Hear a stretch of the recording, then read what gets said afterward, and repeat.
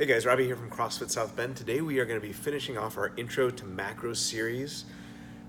In this series we've already talked about proteins, we've talked about carbs, and now we're going to talk about fat. So just like we did with the other main macronutrients, we're going to talk about how much you should eat, what kind you should eat, and then some special considerations to take into account. So just like I did with the other macronutrients, when we talk about how much, I gave first a very broad range. So physiologically speaking, fat consumption can be super broad or super narrow depending on needs and desires. A ketogenic diet is going to be typically at minimum, 75% fat. That's what orthodox keto would be. Whereas the standard American diet, so they say, the USDA recommendations would be somewhere around the lower end of fat, something like 10%. Bodybuilding diet would be much lower in fat, higher carb, higher protein. So it really depends, but physiologically, fat, as I'll mention later, is our main fuel source for a normal functioning human being doing everyday activities.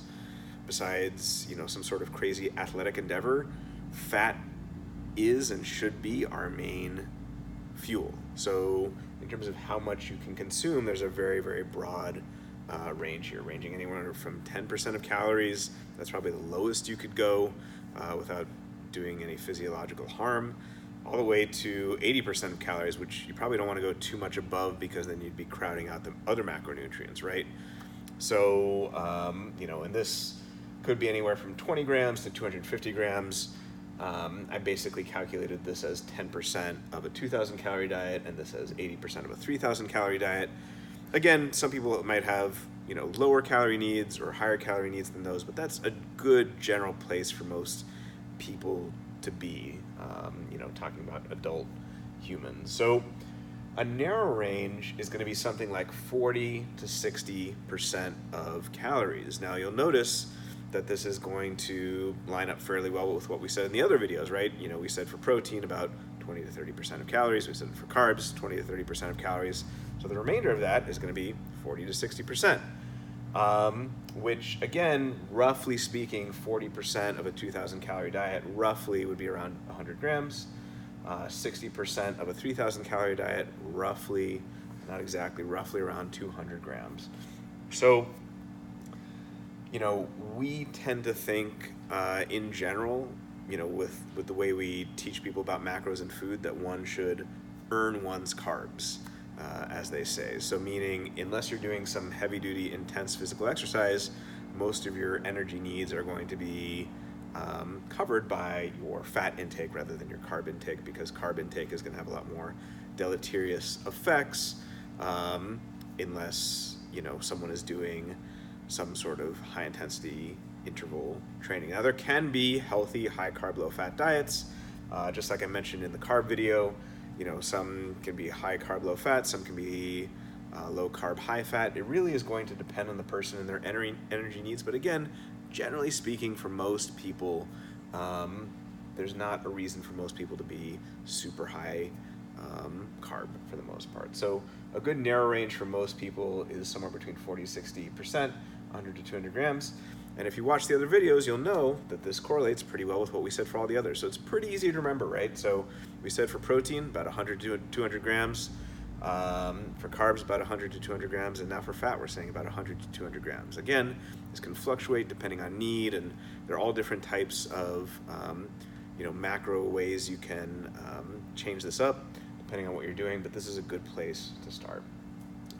So what does this equate to per meal? So I decided, rather than in gram amount, to put this in tablespoon amount, because this is going to be the way most people are counting out their oils when they're actually cooking or making food. So this is going to be somewhere in the range, again, of 1 to 4 tablespoons of oil. So I use that measurement because if you look on the back of any olive oil, butter, ghee, you name it, the standard measuring unit that they will have is a tablespoon rather than a teaspoon or something else. So, 1 to 4 tablespoons. Now, an important thing that I'll emphasize a bit more later on as well is that this 1 to 4 tablespoons is the total amount of fat for the entire meal.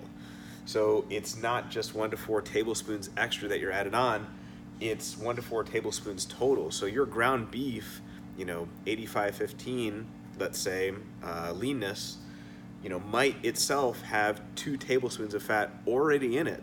If it's that leanness, if you're making, I don't know, a half pound of ground beef or something like that.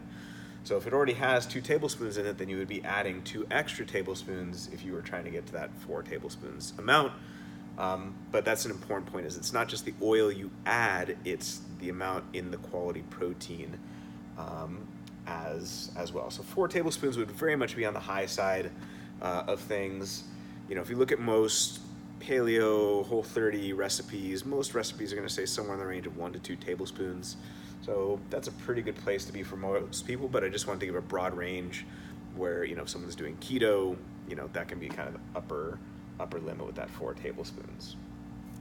An important point to note when doing your macros and calculating things, that very often people get confused. So you might look at this up here and say, well, Robbie, you're saying this should be 40 to 60% of your calories, but you're saying it should be 100 to 200 grams, just like you said protein should be and carbs should be. How does that make sense? Well, it makes sense because both protein and carbs are 4 calories per gram, so they're the same amount of calories per gram. But the reason why it's the same gram amount, even though it's a higher percentage of your total calories, is because there are 9 calories per gram of fat.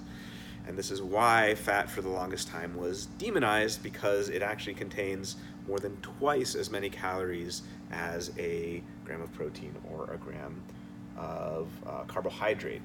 So fat contains 9 calories per gram. So that's an important thing to keep in mind when calculating all this stuff. Another important little footnote that's useful when calculating a lot of this stuff is that each tablespoon of fat, it's going to vary slightly. There's some brands of, olive oil that, the thing on the back will say 13 grams or 12 grams, or, the thing of ghee might say 15 grams. But generally speaking, 1 tablespoon of fat is 14 grams of fat. So, taking that into account up here and then calculating that into how many grams per day, you can kind of see where that works out in terms of, three meals a day or perhaps more. But an important thing to keep in mind when you're calculating things is that each tablespoon of fat is about 14 grams. Okay, so just to review, in terms of how much fat, again, there's a very broad range you can have, physiologically speaking, but a good narrow range for most people to start with is something like 100 to 200 grams from healthy sources, which we'll talk about. This is going to be 1 to 4 tablespoons per meal, which is a little bit broad. But remember again that this amount includes the amount in your quality protein, like your salmon or your ground beef or what have you. And then important, 9 calories per gram of fat, and then 14 grams of fat per tablespoon. Okay, so that's it for how much you should be eating in terms of fat as a good general guideline for sort of an introductory lesson to how to incorporate fats from a macro perspective.